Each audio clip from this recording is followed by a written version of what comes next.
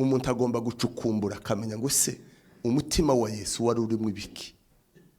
Ubundi kwiga kumenya Imana ni ukwigana gusa n'ijambo, ariko niba ke musoma ijambo hano ntabo niba ke bazasoma ijambo.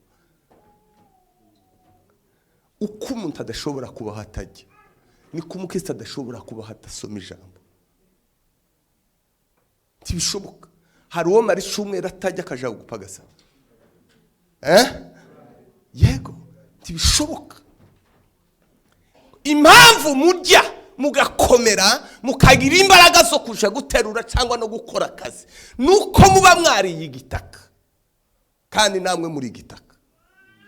Uko umubiri ni igitaka, ukuga itangazo ryihutirwa uko uri igitaka. Ese iyo mugiye gushingura umuntu muzamuvuga gute? Igitaka? Aho impamvu tuza tujya ibigori nuko kiva mu gitaka, cagera mu kindi gitaka kikama gikomera, kikagira imbaraga, kikavyibuha, ukagashisha. Ni igitaka cyari ikindi gifitanye isa uko mufitanye isano n'imiceri.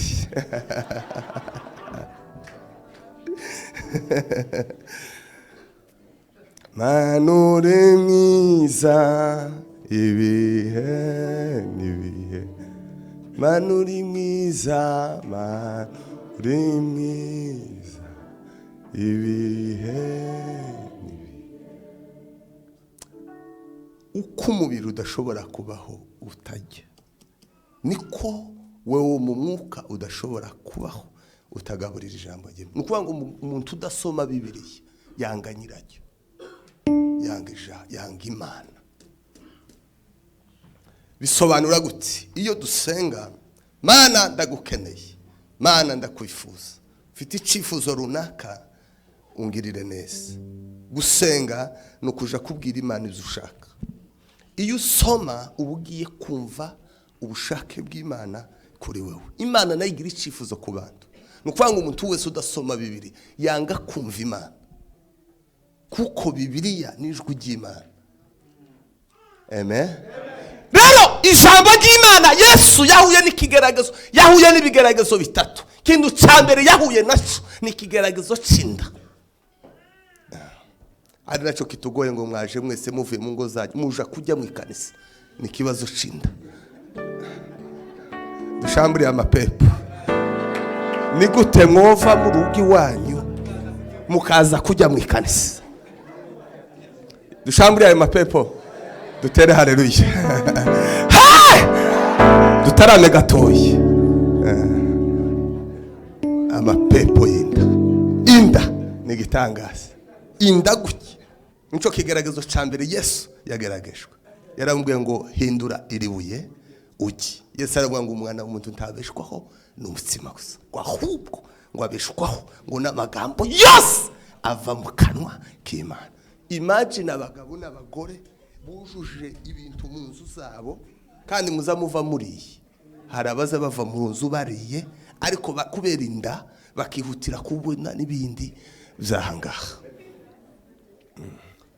Manure mwiza ibihe, manure mwiza ibihe. Ikibazo cinda inda biravuze hari ahijya muri biraza avuga ngo biratana, ngo biratana biteye isone, ngo kandi ngo Imana yabo ninda. Ico kigeragezo cyane ukumwa mubona abantu bananiwe, kandi mwumva ukuntu haba amapepo yo kujya. Umuntu azatekereza kwiriza asenga akamasonza bitangaje, ariko akirirwa atariye atari masengesho. Byari byababaho buri munsi. Kuki utekereza kwiriza usenga ukagira inzara idasanzwe, ariko kandi ushobora kwirirwa utariye udasenga? Kumuratekereza niki? Nukuvuga ngo ipepo ryo kujya, nta muntu mwari mwasengera amapepo ujya cyane. umuntu akamanywa ikurutu ry'amazi.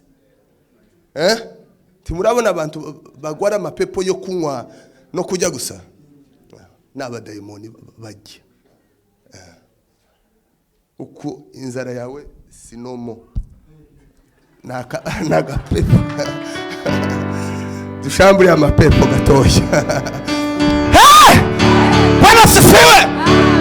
Nimba ibijyo bishobora gutuma utashobora kwegera Imana gusenge, Imana yawe ninda. Nimba kwiriza gusenge uri umugabo cyangwa ngo umugore, wiherere wime ibijyo by'umusumwe icyayi gusa bikakunanira kubera inda, birakugoye cyane.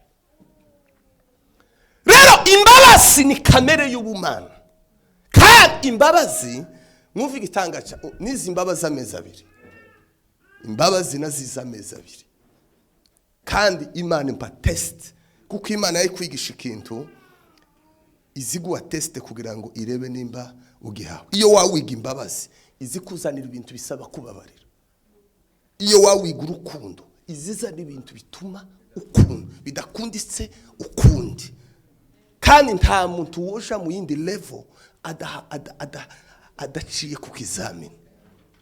Mu mwuka rero iyo umuntu akeneye gukura mu gakiza hari ibintu biza nka test. Abantu benshi baratsinzwe batuye mu buzima bwatsinzwe kubera kutamenya kuko bageze mu kigeragezo. Mwigeragezwa ubundi tugeragezwa n'ibigeragezo bitatu. Ikigeragezo ca mbere isezerano ryonyine rizarigerageza umuntu, rizari gushisha urishaka. Amen. Isezerano, iyo umuntu afite isezerano aba kuri intambara. Iyo umuntu afite Imana ikakuvugaho ubuhamagaye ibibazo n'ibigeragezo, isezerano ryonyine rizarishishira umuntu aho ushaka. Amen. Kigeragezo ca kabiri ni ukugerageza ko kwizera.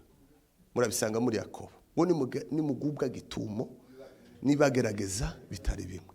Siko mureke ngo mureke ibintu byinshi kugeragezwa kwanyu ko kwizera. Nukuvuga ngo rero Imana ishaka kugukuza iziguha test, izikugerageza kugira ngo uje mu yindi level yo mu mwuka. Hakaba no kugeragezwa biravugirira muri Petero wa mbere bice 4 ku murongo wa 19 haravuga ngo ni mugeragezwa kuko Imana ibishaka. Nico tuma bene wacu dukunda Imana ariko twanga amajarifu. Twanga amajarifu, twanga ibigeragezo, kandi ukabona gutyo umukristo yanga ibigeragezo tazashobora inzira y'agakiza, kuko inzira y'agakiza ni inzira irimo kugeragezwa. La sinji yarayise la sinji yarayise me anayas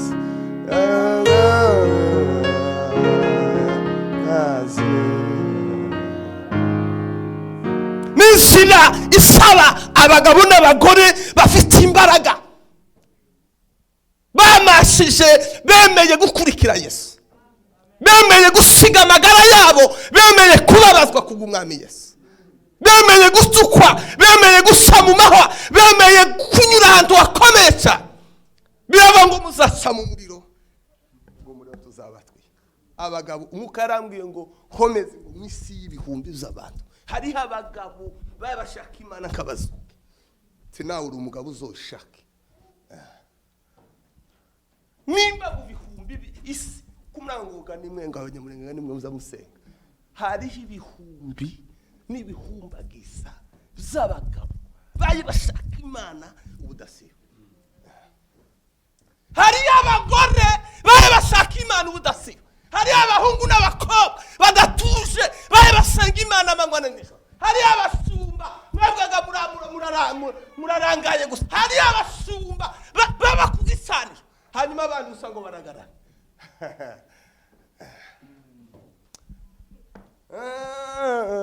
Imbabazi nizi amezi abiri imbabazi. Niga imbabazi yampaye ijambo ryo Bakolosayi ibice 3 ku murongo wa 13 haravuga ngo wambare umutima w'imbabazi. Irambwira ngo imbabazi ni umwenda w'umutima.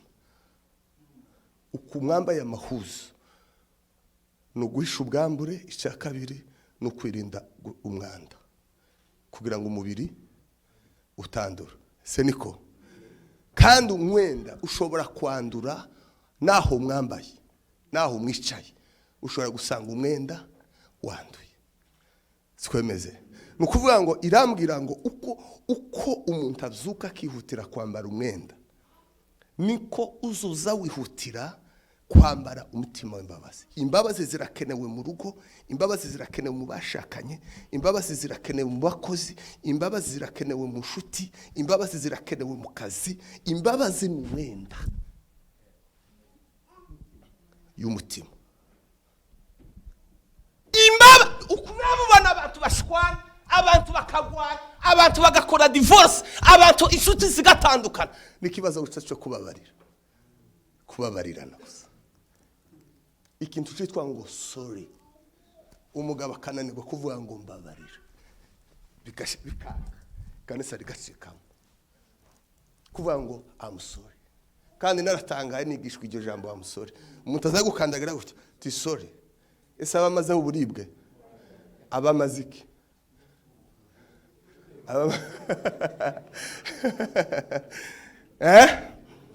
Abamaze uburibwe cyangwa abamaze iki?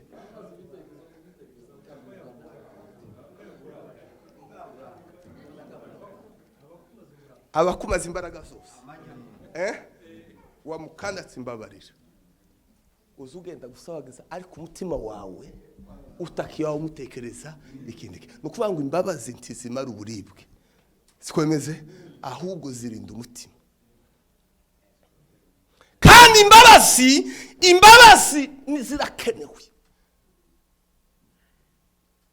Imbabazi ni kamere y'ubumana, ni inkingi y'agakiza. Iyo umuntu afite imbabazi, iyo umuntu agira umutima w'imbabazi, ntabwo ashobora kuneka. Imana ngo ikunda imbabazi ngo kuruta ibitambo. Imana ikunda imbabazi kuruta ibitambo. Nimba mwaye mubona abantu batakiramukanye, imiryango yarasenyutse, ibibazo byarabaye, umuntu aricaye hari undi aricaye hari, ariko imitima kirica, kutababarira bizana ubugome. Uzareba umuntu wagukose utamubabari, uzawanga no guhura nawe ngo muramutse. Nukuvuga ngo kera ubugome buba bwinjiye. Amen. Rero imbabazi ni umwenda ukingira umutima. Noneho ibigeragezo zaza bikikubita kuri wa mwenda ukaja kumesa. Ariko iki bitsinjiye mu mutima wawe kugira ngo ubabare, kubabarira uwakugiriye nabi, kubabarira uwakwiciye, kubabarira uwakugomeye, kubabarira uwakugambaniye, ikintu cyoroshye. Nibyo abanyembaraga. Rero iyo umuntu agasigiye so kubabarira, akaba afite umutima w'imbabazi, biravuze ngo bigwire, imbabazi zigwire, imbabazi ziba nyinshi.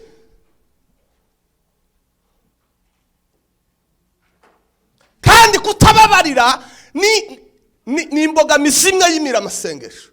Murabisanga muri Mariko ibice 11 ku murongo wa 25. Haravuga ngo wewe ugiye gusenga, ugiye kwegera Imana ugasenga, ukibuka ko ari umuntu wakugiriye nabi, ubanze ureke gusenga, umubabarire kugira ngo so mu ijuru nawe abashe kukubabarira. Umuntu utababarira undi ntagategeza imbabazi z'Imana. Hello. Turi kumwe? Kuko kindaganira na bene wacu nzi. Uzi ko ari twe ba mbere tuzatwicara mu kanisa tukicana.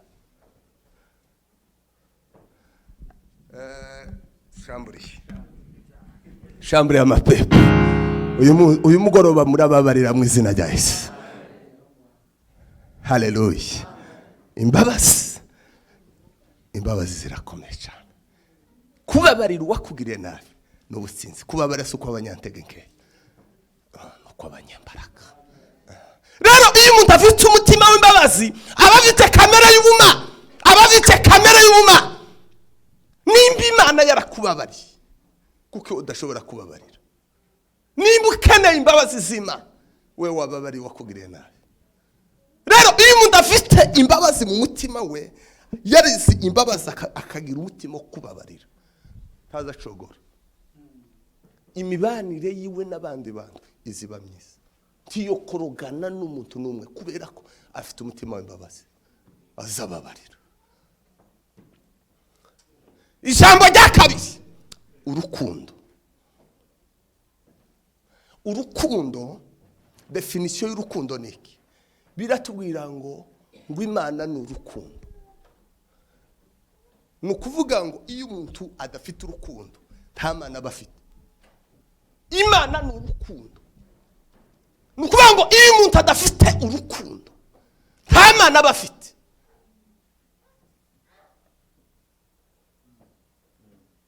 Kamere y'Imana ni Imana y'urukundo, ni Imana y'urukundo. Ngawe tugiye kubasoma rero, dusoma urukundo, mwumva urukundo rwo ariko musoma Abaroma. Umuntu w'umusomyi yihute. Abaroma ibice 13 ibice 13 ku murongo wa 8. Mwumve urukundo. Soma nshuti yanje. Ukomeze. Timukagire umwenda wose uretse gusa uwo gukundana. Ukunda undi abayubahirije Bibiliya yose. Komeza, urashaka komeza. Ibingo tugasambana, tukice, tukibe, tukifuze n'ayandi mategeko yose bikwiriye muri iri jambo ngo ukunde mugenzi wawe kuko wikunda. Ufite urukundo ntashobora kugirira mugenzi we nabi. Nico gituma urukundo ariko rusohoza Bibiliya yose. Haleluya. Iyo umuntu afite urukundo, ibi byaha byose dukora no kubura urukundo. Ntawo vuga uwakunda, ntawo sambanya uwakunda, ntawo roga uwakunda, ntawo kwanga uwakunda. Ni ukuvuga ngo ibi byaha byose biva mu kutagira urukundo. Amen. Hallelujah. Amen. Amen.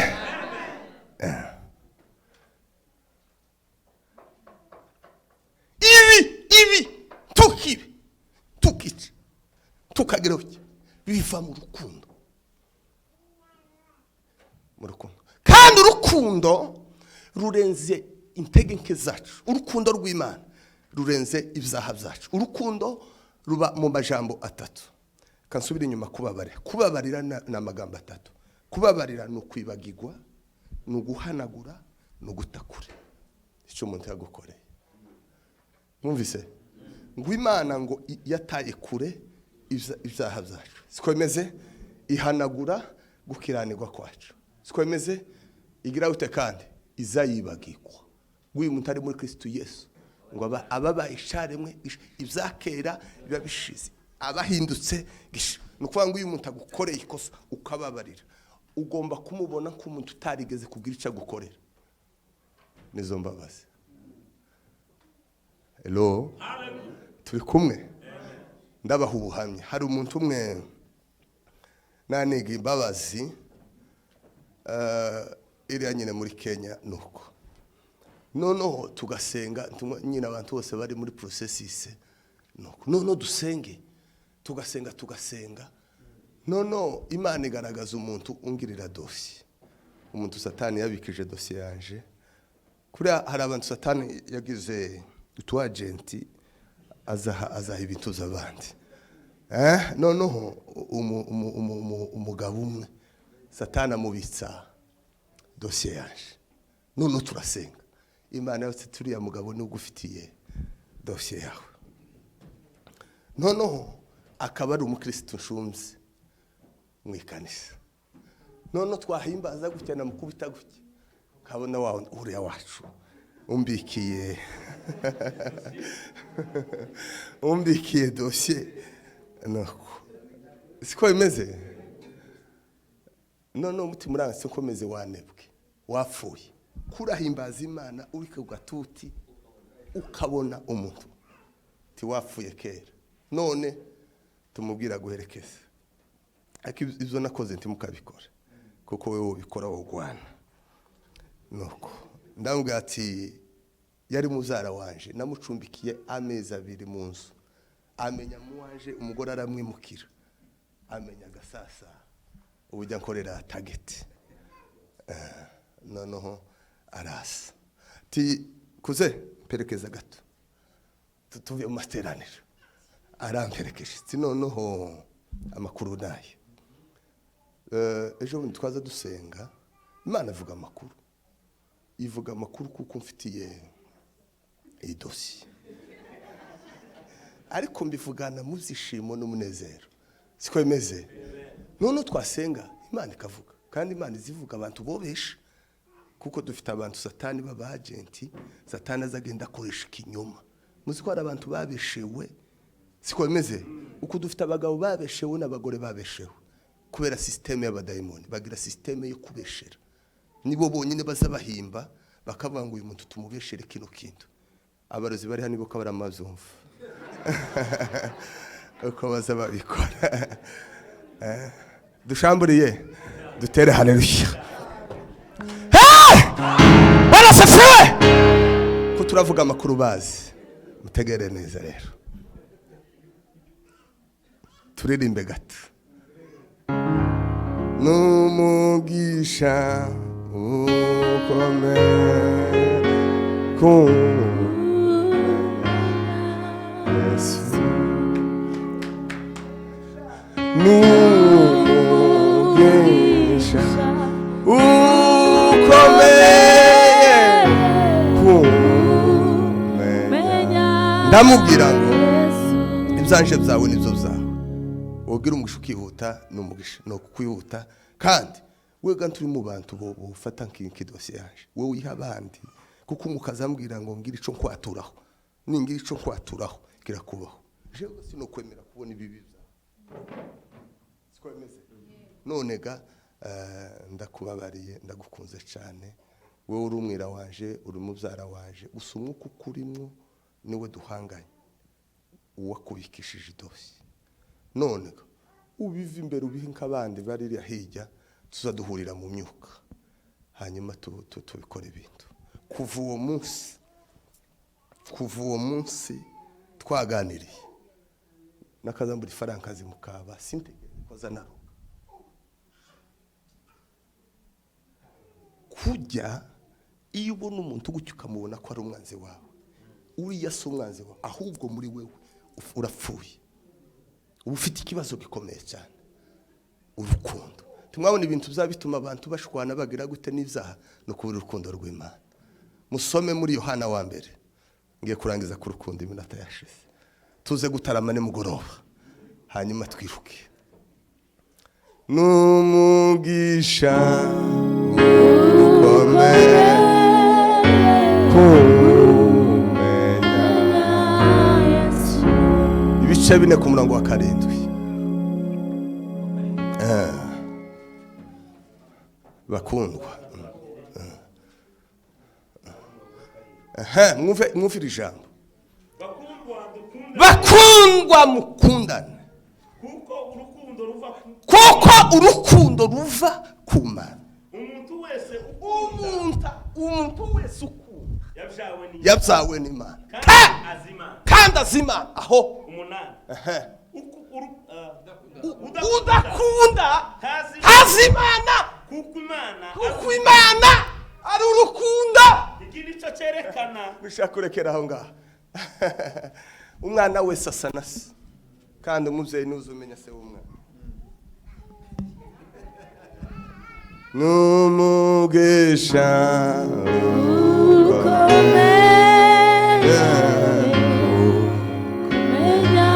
umwana wese asa na se iyo umuntu yazawe n'Imana azasa n'Imana azasa n'Imana azasa na se azasa na se batana urukundo abana bose b'Imana bagomba kurangwa n'urukundo Yesu abwira abigishwa arabwira ngo iri n'iryo tegeko risamba mukundane ngo nibwo abantu bose ngo bazamenya ko muri abigishwa baje haleluya haleluya. Amen. Abana b'Imana, ikiranga abana b'Imana, Imana n'urukundo. Ab'Imana bose abazi Imana kandi abasawe n'Imana ngo bagire urukundo, bagire urukundo, bagire urukundo, bagire urukundo. Azakunda umwanzi we, azakunda. Mwumve uko Yesu avuze muri Yohana 15, mugende musome ku 18. Soma twumve uko avuze. Byanditswe bitangiye kuza byinshi ariko tugiye kurangiza.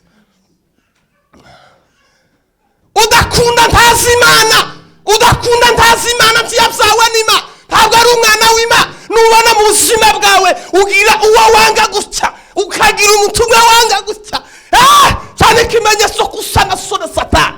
Yesu yigeze guhura n'abayuda bene wa, arababwira ngo nimwamenye ukuri kuri kuzababatura. Arababwira ngo twigeze kubimbata, baramubwira ngo twigeze tubimbata, none ni gute watubwira ngo tuzabatura? Aravuga ngo umuntu wese ukora icyaha ngo nimbata y'icyaha. Ngo bakangira kuganira, arababwira ngo iyo muza kuba abana ba Ibrahimu tima mushaka kunyica, none uratubwira ngo turi abana bana. Arababwira ngo muri abana ba Satani.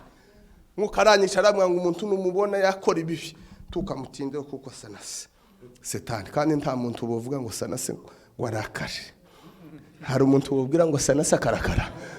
Izo ukora usanase. Nimba uri umugambanyi usanase. Satani ni umugambanyi.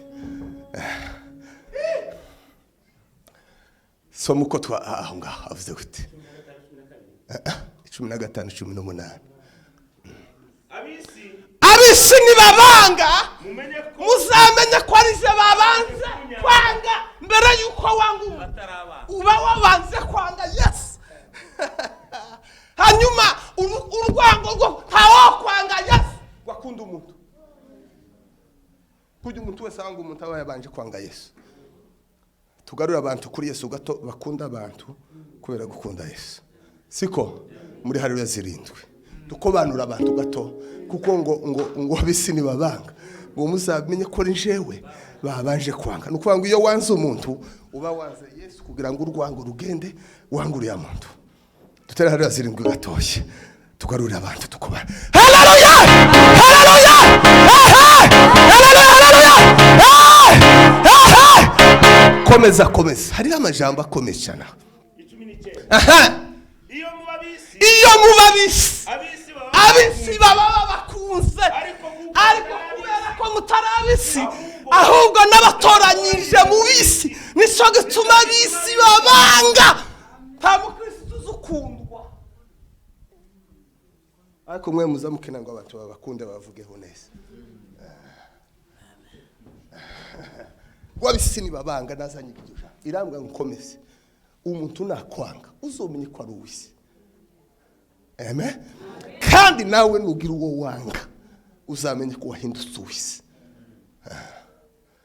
Nja mu butayu kubwira Imana ngo Mana umutima gukunda abantu bose. Ubu nyine nubwo mwontera amabuye aho kwanga Yesu no bakunda. Kugoga kwanga umuntu no kwanga Yesu. Rero akwanga Yesu mwontema. Ako sinzi uko tuvuze. Turirimbira umwami Yesu. Mwamuri mwiza ibihe Mwamuri mwiza ibihe Mwamuri mwiza. Urukundo rwabenshi ngo ruzagabanuka ngo igihe cy'imperuka, ngo ubugome ngo buziyongera, ngo urukundo rwabenshi ngo rukoje. Iriya hijya muri Matayo kuri 24 gutya usomye niko bizivuga ngo ibibazo biziyongera, ubugome buziyongera, ngo urukundo rwabenshi rugende rukonje. Uku rukundo ba data bagiraga kere muhira siko abantu bafite ubunyene. No kubera iki? Ubugome bwabaye bwinshi siko bimeze, none urukundo rw'abantu rugenda rushira.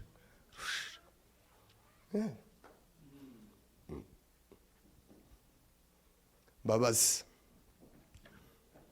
ese uzukora nawe refe uzupagasa ukora hano mu kanisa abapasiteri ni bangahe? Ni bane. Muzamuhemba abashumba banyu. Nkomeze nakingura ikanisa musohoke.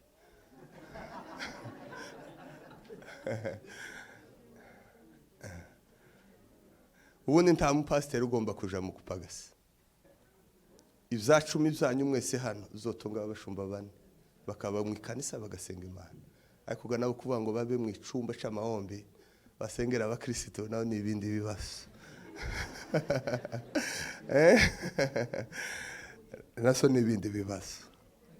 Siko bimeze. Kubera ko abakristo dore ikintu catuzaniye umuvumo mu itorero ry'iwacu, twanga abashumba kandi tukabavuga nabi.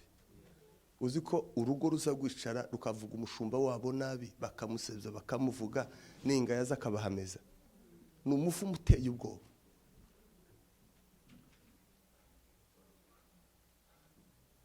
Kubera kudakundana rero nico kibazo. Giye kurangiza. Tuvuye ku rukundo. Iyo ni itangazo ngo abisi ni babanga, muzamenye ko ari nje babanje kwanga batarabanga. Ngo nabatoranyije mu isi ntimurabisi, umukristo tabakiruwisi. Rero uko Yesu yanzwe, uko Yesu yababajwe, abamwizera bose bazagenzwa gutyo. Nico gituma rero mugomba kwambara umutima wa Kristo kugira ngo mubashe guhagarara mudatsinzwe n'uburiganya bwa Satani. Ikindi intambara y'agakiza, intambara y'umuhamagaro, intambara y'agakiza ntizigwanisha kanwa, ntizigwanishwa kanwa. Impamvu mugwana nabi nuko mudasoma ijambo ry'Imana. Nose muzokura gute? Mwizere yihe Imana mutazamusoma. Kuko gusoma bizana ibintu bibiri. Bizana kwizera, birema kwizera, bikarema guhinduka. Nta masengesho azahindura umuntu. Ijambo niryo rizarihindura umuntu. Ijambo niryo rizarinesha Satani. Umuntu azava mu mahombe akaje gukora icaha. Nta barozi baza bakora ihuduma. Bagasenga bavamo bakaje gukora ibibi. Ijambo niryo rizarihindura umuntu. Niryo Yesu yatsindishije Satani, yamutsindishije ijambo, ariko ari mu bihe by'amasengesho. Nukuvuga ngo umuntu udasoma ijambo ry'Imana yanga Imana. Mu bintu bine inama yihutirwa yakozwe mu minsi ishize y'abadayimoni yari ishingiye mu majambo ane. Baravuga ngo mubuze abantu gusenga no gusoma ijambo ry'Imana. Ibintu bine inama yihutirwa. Inama ya mbere baravuga ngo babura umwanya. Babona umwanya wo kujya, babona umwanya wo gutarama, babona umwanya ariko baburira Imana umwanya wo gusenga no gusoma ijambo ry'Imana. Yewe tuje gusenga nta mwanya afite. Abavuze ngo nta mwanya mfite y'Imana. Niko inama yabaye. Babura umwanya, baburira Imana umwanya. Baburire gusenga umwanya no gusoma ijambo. Mubarekera ibindi byose ariko gusoma no gusenga babura umwanya. Kandi uzarebe umuntu yo kwirirwa asoma igitabo ariko yagera kuri Bibiliya ibitotsi bikaza. Ese nyine mbaze ku bintu byose ari ukubisoma, kuko umuntu azagira umwete wo gusoma ikindi gitabo kitari ca Bibiliya ariko yagera kuri Bibiliya akagira ibitotsi. Ni inama yabaye yihuse cyane. Kuko mubarekere baririmbe baje mu kanisa baterane ariko babura umwanya wo gusoma, babura umwanya wo gusenga. Dufite abagabo hano bataza basenga, n'abagore bataza basenga, abahungu n'abakobwa bataza basenga. Timuriho senga ni ikintu kuvuga. Nimba umuntu yo kwirirwa avuga ariko akananirwa gufata iminota 5 ngo asengere urugo rwe. Ese mbabazi umuntu udashobora gufata iminota 5 ngo asengere urugo rwe ararukunda?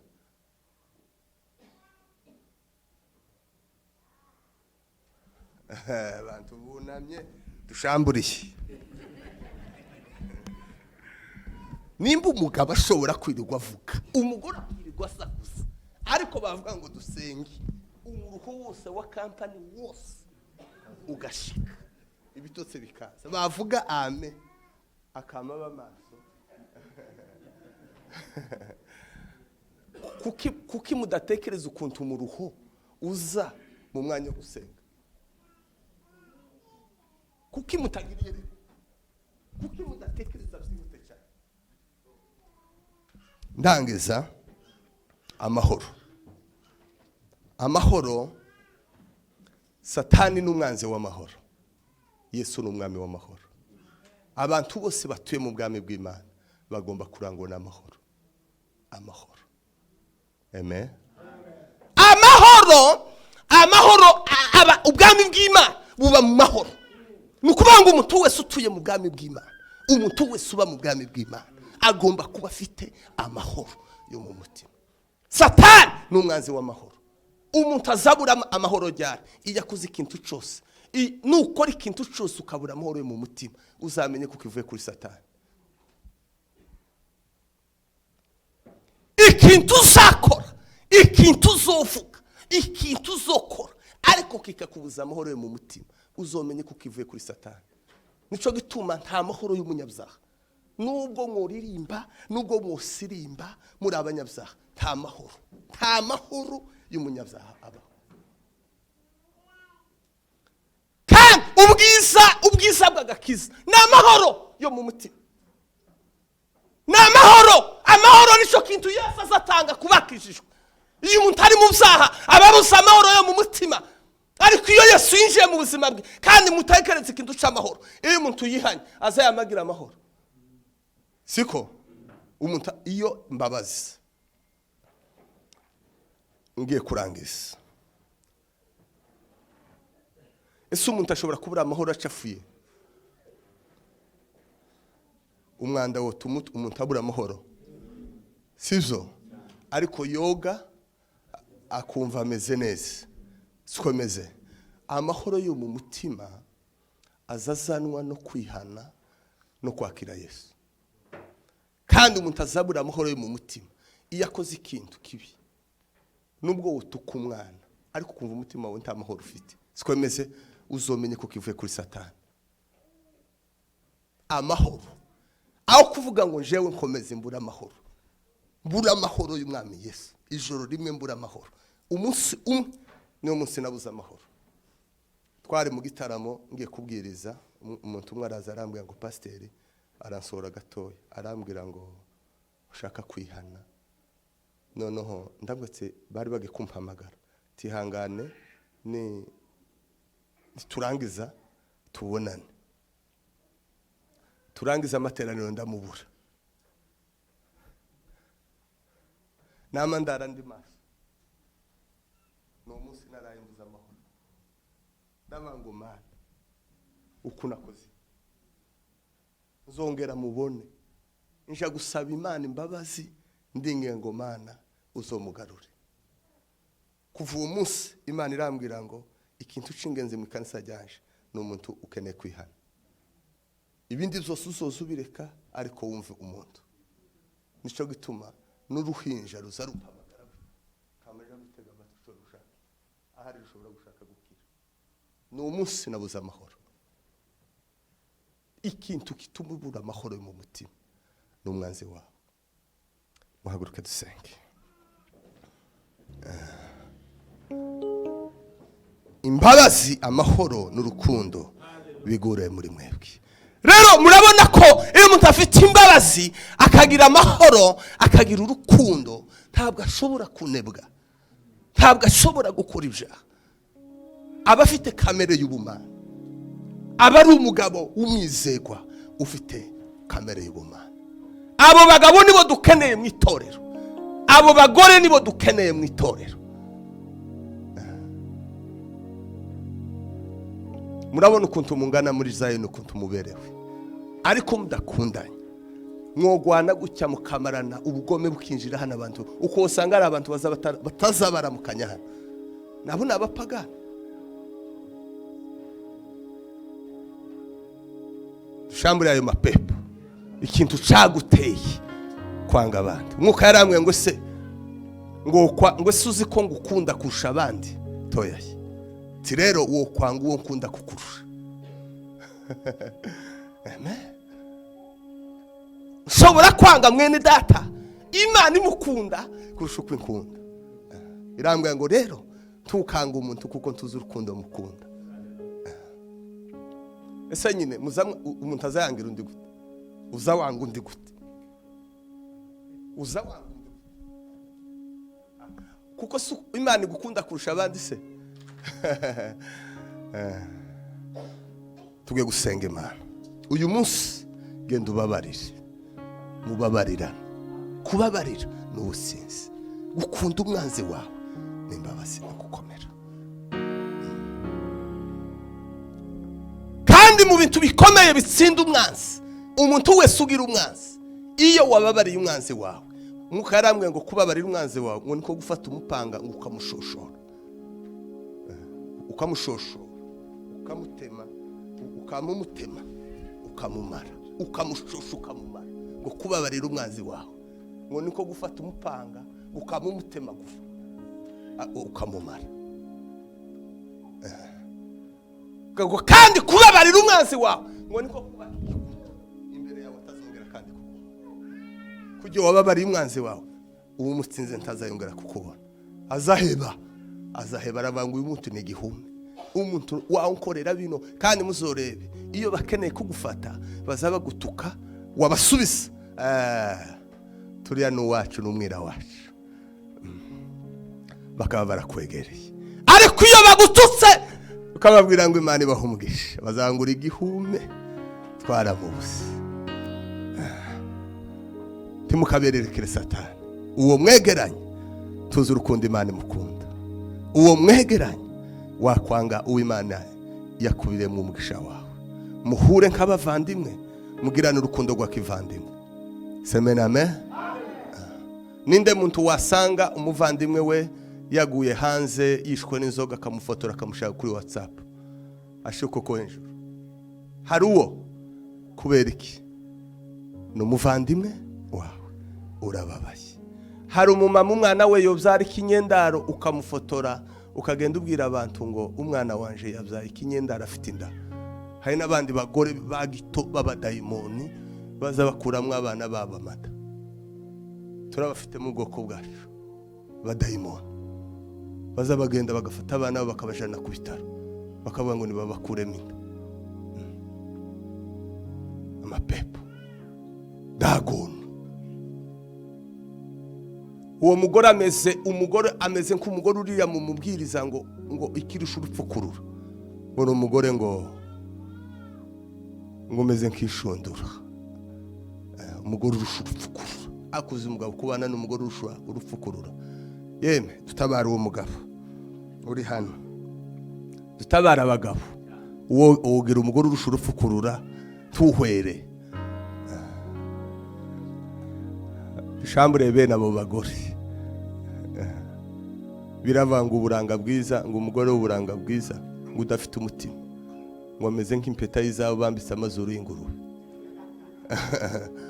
Ngo kandi ngo umugore mwiza ngo abera umugabo w'ikamba, ngo ariko umugore w'urukoza soni ngo azamera nk'ikimungu mu magufwa y'umugabo we. Nubwo abagabo benshi batuje ariko baramunzwe.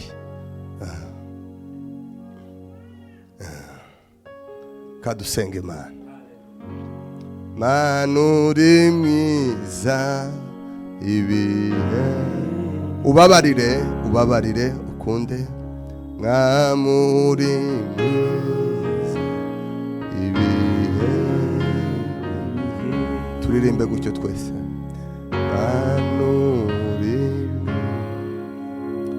Hari Imana igusaba kubabarira, umunyembaraga ubabarire. Abagabo nimukundane, abagabo nimube mwitorero mukundane, abagore nimube mu nzu y'Imana mukundane, abashumba nimube mu nzu y'Imana muhuje. Itorero ry'Imana nimube mu nzu y'Imana mubabarirane, mwihanganirane. Abashakanye mwihanganirane.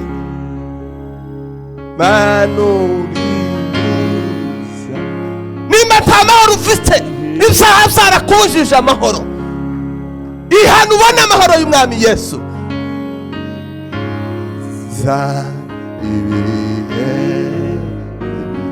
Tugiye gusengera umuntu wananiwe kubabarira. Amen. Kubabarira biragoye, ariko uyu munsi tugiye gusenga ubabarire, ubitware, ubabarire. Amen. Abagabo ntibakiramukanya, imiryango ntikiramukanya kubera ubugome. Jewe n'umuvandimwe wanje tutoba tukiramukane tugisurana ngo barahanuye abahanuzi b'ibinyoma mu bantu babi. Imana yangurunuka mu migani ngo ni umugabo w'indarikwa ngo uzugenda utanya abavandimwe. Abanyamurenga batakiramukanya, zageze no mu nzu, zageze no mu ikanisa, zageze no mu miryango. Ni ubugome bwase ku bundi bugome. Abantu bararose, abantu babaye babi, abantu babaye basambanye.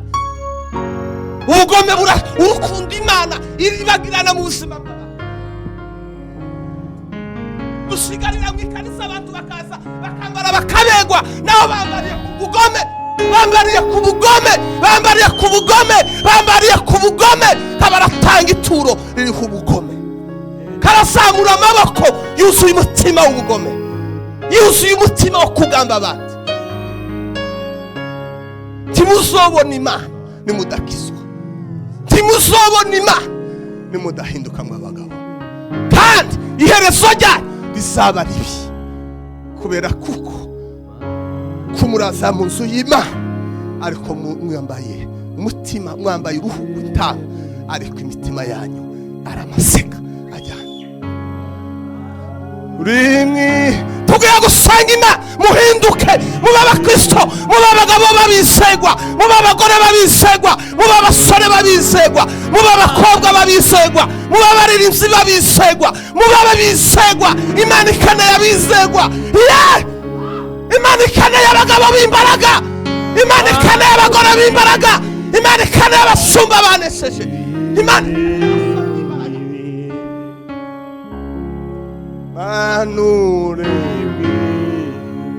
Imana ikeneye, tidukeneye abagabo bafite ifara, tidukeneye abagore bafite ifara, dukeneye abagabo babise, dukeneye abagore babise, dukeneye abasore babise.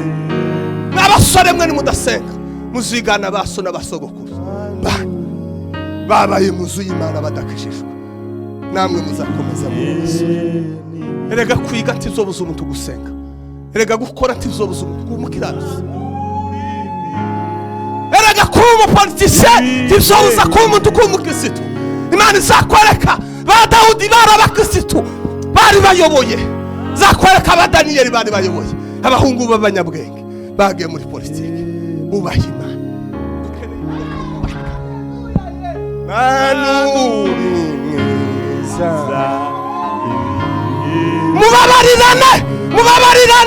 Mubabarirane mugira itorero, mugira itorero, mushigikirane, mubona Imana, muhinduke, muje mu ijuru.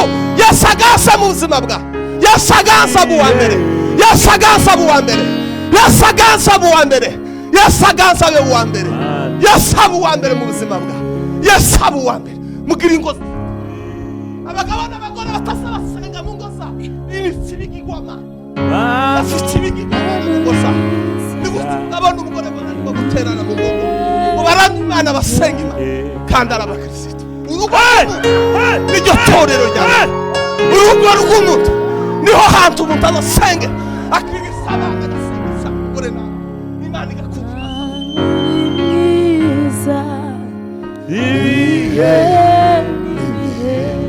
Turatera hariya 20 zibafashe buri muntu wese, sinzi ingunu ushamwe, ariko Imana iragukeneye. Mwumve mbabwire, hari ibihumbi n'ibihumbagiza z'abagabo babashaka.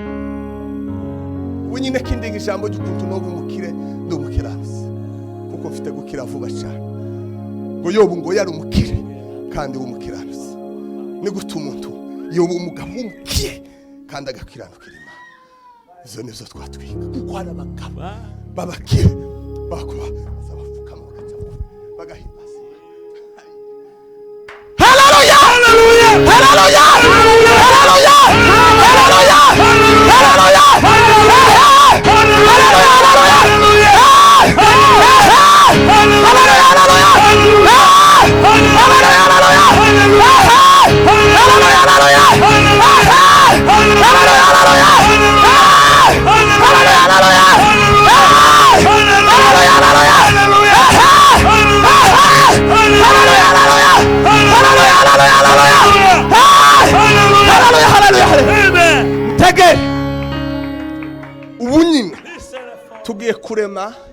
tuge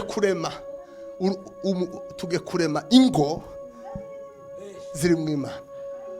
Amen. Ubu nyine tuge kurema ingo ziri mu Imana. Tuge kurema abagabo babizeko kandi barahari. Umwuka yarambwiye ngo abagabo bose b'abanyamurenge ntibazuruka, n'abagore bose b'abanyamurenge ntibazuruka. Imana ifite ibihumbi z'abagore isesa mu gituza se. Imana ifite ibihumbi z'abanyamurenge biri mu mfuko wayo. Imana ifite abasuru b'ubwoko bwacu batagira itiko, baba mbere y'Imana bafukamye basenga,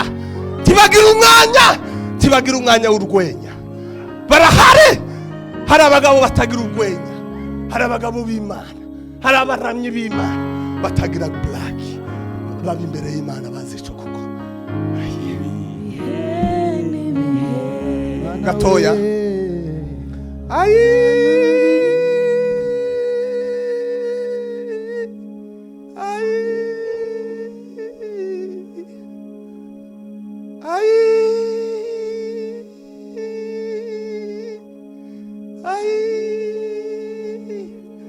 iyo ni Zaburi y'ijana.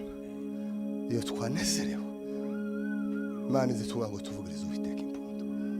Tugiye kubunyi mukaramwe mukomeze nimba mukunda ibitaro sayibiramye Imana.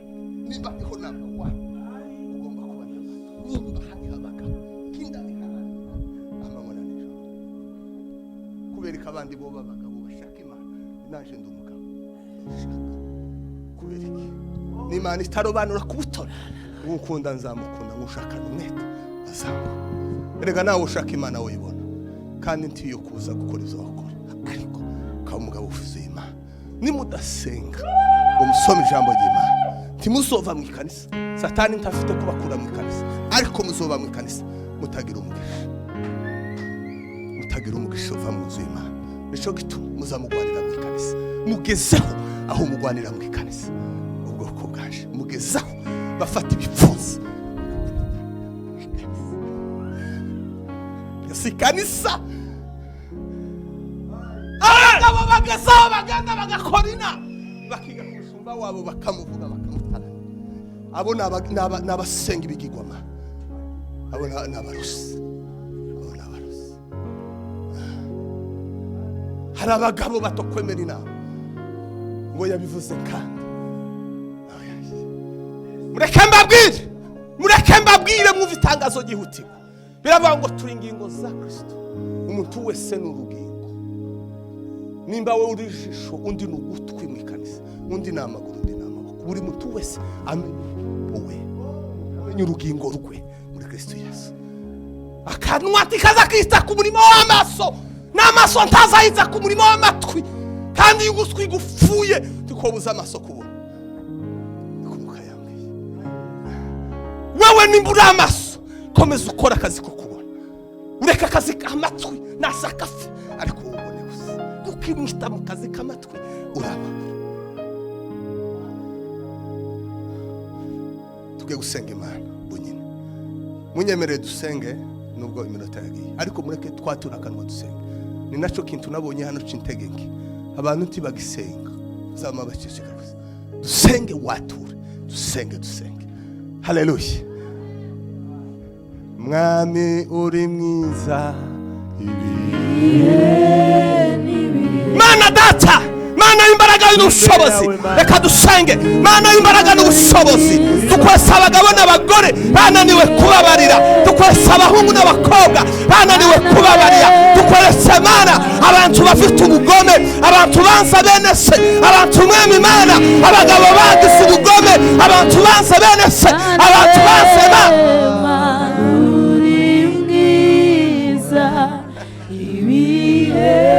Mwizina rya Yesu imbaraga zikomeye, imbaraga zibahora uyu munsi wa none. Turarema imiryango ifite Imana, turarema imiryango ihimbaza Imana, turarema ingomana zisenga Imana. Wera uyu mugoroba data turarema imiryango isenga,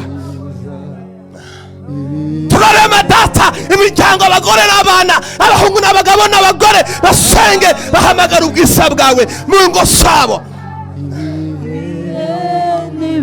mugoroba data turemye abagabo babisegwa, turemye abagore babisegwa, turemye abasore babisegwa, abahungu n'abakobwa babisegwa mu izina rya Yesu. Turemye abashumba babisegwa mu izina rya Yesu. Ebreberia saladre de la ka asomeri de la priperia sala adrega hina zolo mahini minga hidatra jigla hini miresa propa le katira hemeria same.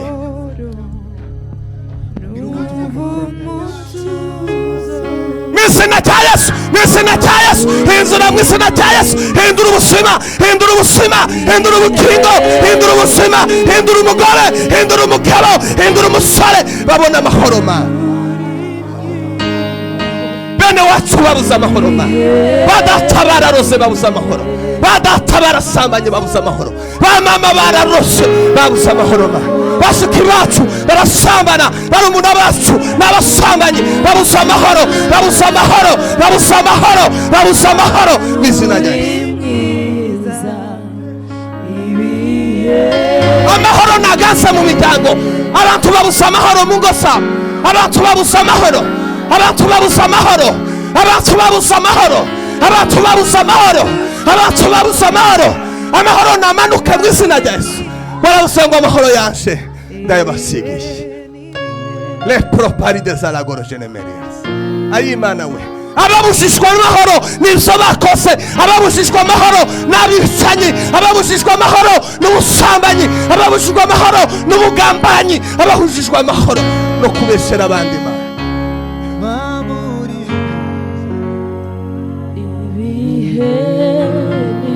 Uyu mugoroba mwisa mana data reka ubaha imbabazi, umutima w'imbabazi, bababarirane bakundane ma. Le cotride e la propari de zala henima aso ako emelhaini asaploye jelihaniga e prohini hidas sahini mirgaida shaka kaida hanimerias kaida lakos esemelhantia da sinye mizina jais da sinye mizina jais ele cotre pai.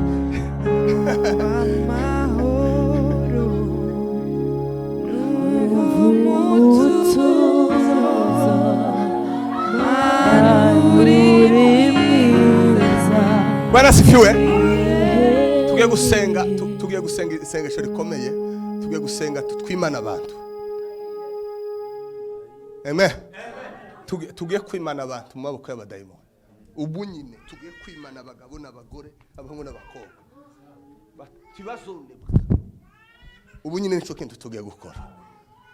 Baranyimanye uwo Yesu Imana yakwima, Imana ikima n'umugabo, Imana yimanya abahungu n'abakobwa, Imana yimanya imiryango,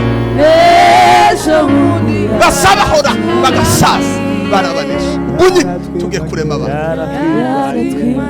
Mana data uyu murukino gutona baragasawema ubugingo bw'abagabo, ubugingo bw'abagore, ubugingo bw'abasore, ubugingo bw'abakobwa. Mana data turafashe ubugingo bwabo ubuhisi bw'Imana ibisananiza abandi tibakananirwe, ibinaniza abandi bagabo tibakananirwe ma, ibinaniza abandi bagore tibikabananize ma, ibinaniza abandi basore ibo tibakananirwe ma, ibinaniza abandi bakobwa ibo tibakananirwe, ibinaniza abasumba ibo tibikabananize ma.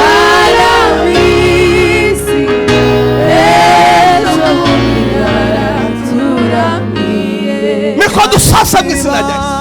Barabusa guca muzasaba cyose mu izina rya Yesu. Zakibaha Mana data ubugingo bw'abasore, ubugingo bw'abagabo, ubugingo bw'abakobwa, ubugingo bw'abagore.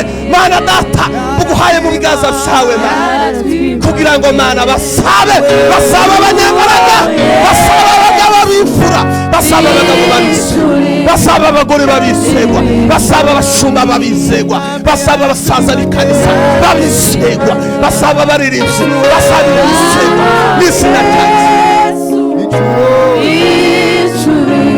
Tugukomeye amashyi mu izina rya Yesu.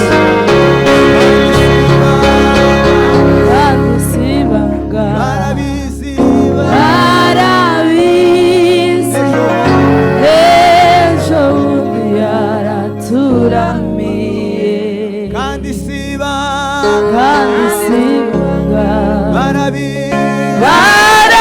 barabizi Yesu bundi yaraturamiye.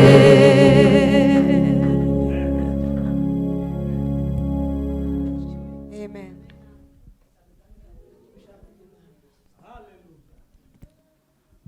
Bwana asifiwe. Haleluya. Bwana apewe sifa. Amen. Bwana asifiwe. Haleluya baba. Haleluya. Haleluya. Haleluya. Haleluya.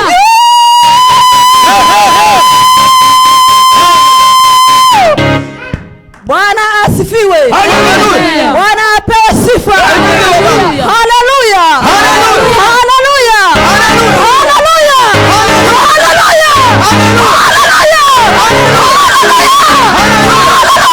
Haleluya. Amen.